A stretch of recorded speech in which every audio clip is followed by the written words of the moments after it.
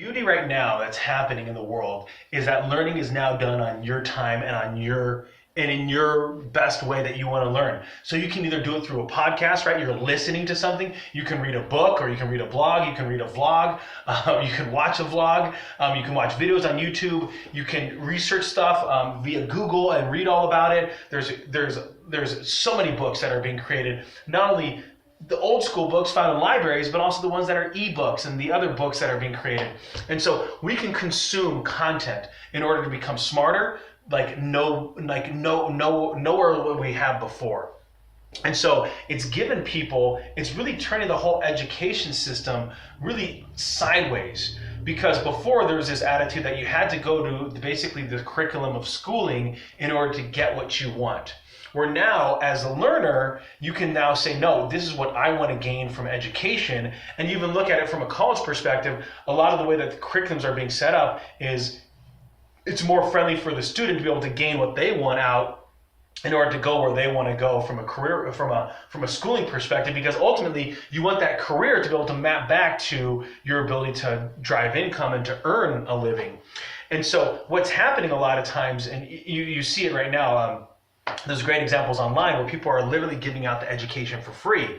And so is there a need for you, for certain skill sets? They are probably still there, accounting, engineering, becoming a medical doctor. There's still a lot of those professions that still need this apprenticeship, this face-to-face, belly-to-belly kind of engagement. But you can get that now through internships or apprenticeships that are coming up. Where, let's say you're in mechanics, they're partnering up with your local technical colleges or even your local universities and saying, hey, we have this internship for those engineers that graduate, for those diesel mechanics that graduate. We want them to start working with us now, so that way they have the actual skill set to be able to do what we want them to do the moment that they graduate. And so you're seeing a definite coming together between business and education, so that way they're working together hand in glove, instead of before where it basically was like, hey, I graduated with this general degree, and unfortunately none of those skills are actually specific for what you want to be able to utilize.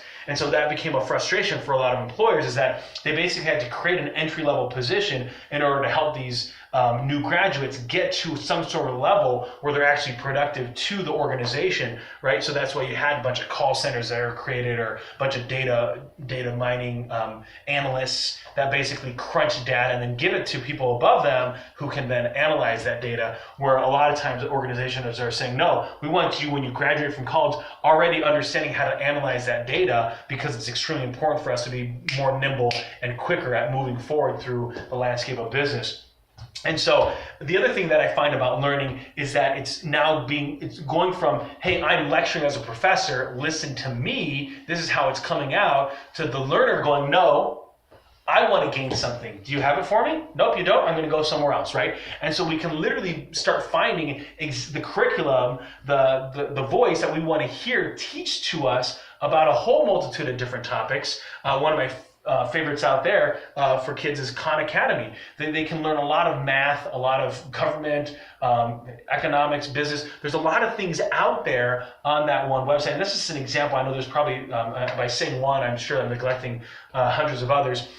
And again, it's at no cost. So the person that's, the user can then learn at their pace. So if I really like math, all of a sudden I can go as let's say a fourth grader, and I can go all through fourth grade math, I can go through fifth grade math, I can now advance at my own pace instead of being stuck in the curriculum of school. And so learning literally is now a user-friendly experience, where we're the ones that are dictating how quickly and how much and exactly what do I want to be learning. And so it's never been a better time than to be able to really start commanding what you want to put up here. No longer is it about passing an exam, passing a test. Yes, and that still exists. Of course, there are finals and midterms and things like that, but I wonder how education is going to start turning, as it's about understanding what's going on, what's being absorbed, and then what can then actually be regurgitated as you're learning. So learning is truly a user experience. Sherm's out.